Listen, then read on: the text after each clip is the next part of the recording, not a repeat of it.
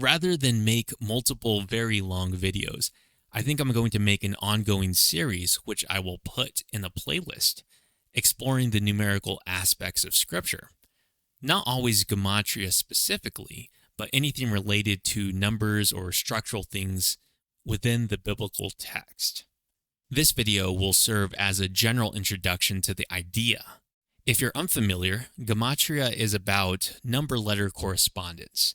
In English, A equals 1, B equals 2, C equals 3, and so on. In Hebrew, there are 22 letters.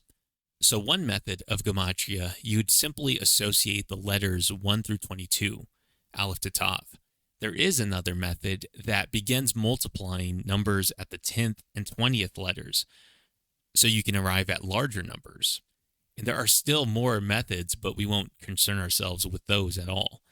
And throughout these videos, we will be relying almost exclusively on the pioneering work of Caspar Labuschagne, or Labuschagne, a retired professor, a legit Hebrew scholar. You'll see his name pop up in technical discourse on Hebrew philology discussions.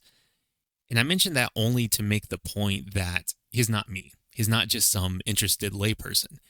He had the skill set to be able to dissect the Hebrew text this way. Even so, sadly, his work has largely been ignored, probably because modern Westerners can't differentiate what Labuschagne is doing with what Bible code people are doing, or other abuses of numbers. But the best way to understand what we are doing here, and maybe convince some of you, is to look at some examples. And so we're going to look at two important numbers. Most people are generally familiar with the symbolic uses of 7, 12, and 40 in the Bible. But there are other significant numbers. The two I want to focus on here are the numbers 17 and 26. Labuschagne actually discusses recognizing the frequency of these numbers structuring biblical texts, but only later being informed by someone else what the symbolic meaning was. So what do the numbers symbolize? Well, in Exodus 3, we have one of the most famous scenes in the Bible, Moses at the burning bush. In verse 14, God reveals his name as I am who I am. In the next verse, the angel of the Lord, in the midst of the burning bush, says to Moses, say this to the people of Israel, the Lord, that is Yahweh, the God of your fathers, the God of Abraham, the God of Isaac, the God of Jacob, and so on and so forth. The Lord, there, is what we're more accustomed to seeing, Yod-He, Vav-He, Yahweh. The numeric value of Yod-He, Vav-He would be 10, 5, 6, 5.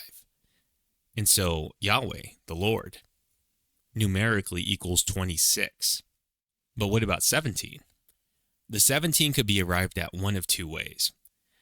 There was a method of counting known as Mispar Katan that ignored all zeros. You will see this in Jewish and other ancient Near Eastern traditions. If you do that, the number value of the yod drops from a 10 to a 1. And so then you have 1 plus 5 plus 6 plus 5, which totals 17. And while that certainly could be the case, I prefer the other suggestion Labuschagne gives, because it will allow us to keep using a consistent counting method. So here I'll quote from Fletcher Lewis's book, Jesus, Monotheism, Volume 1, and is interacting with Labuschagne's work. And he summarizes on page 43 concerning the number 17. Labuschagne suggests that the numerical value 17 for God's name can also be arrived at through gematria on the Hebrew for I am. Using the same verbal root for the name of God, this would be aleph he, vav he, which has the numerical value 17. And so if you go with this hypothetical archaic form, you could have that aleph instead of a yod, and so therefore you get the 1 instead of the 10, and so you get 17. And for now, I'll merely point out that 17 and 26 are also the number values of kavod, the Hebrew term glory. And the significance of that we'll explore in other future videos. But now that we've seen 17 and 26 are associated with the divine name, let's look at some examples. And one of my favorite examples of these divine name number values structuring a text is in Psalm 23. And I've seen commentators note that references to Yahweh begin and end the psalm. Yahweh is my shepherd, I shall not want, and then I will dwell in the house of Yahweh forever. In these dual references, it's as if the Lord himself is surrounding the psalm in the same way he surrounds and protects the psalmist. Well, that observation can be taken a step further. The body of the psalm is 55 total words. That number is actually significant in another sense, but we'll leave that for a future video.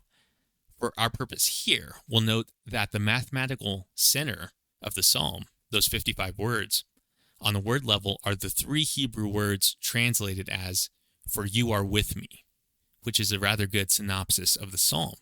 Well, those 3 words are flanked by 26 words on both sides. And so, in the same way the psalm itself is about the Lord's presence surrounding David, the structure makes the same theological point. 26 words, "You are with me," and then 26 more words. Again, 26 being the number value of Yahweh. But it's not just text structures where these number values are hidden. Take genealogies, for example. It's long been recognized that there is a relationship between the lifespans of Abraham, Isaac, and Jacob and the age of Joseph. Abraham's age is 5 squared times 7. Isaac's age is 6 squared times 5. Jacob's age is 7 squared times 3. Joseph's age is the sum of the quadratics of those ancestors.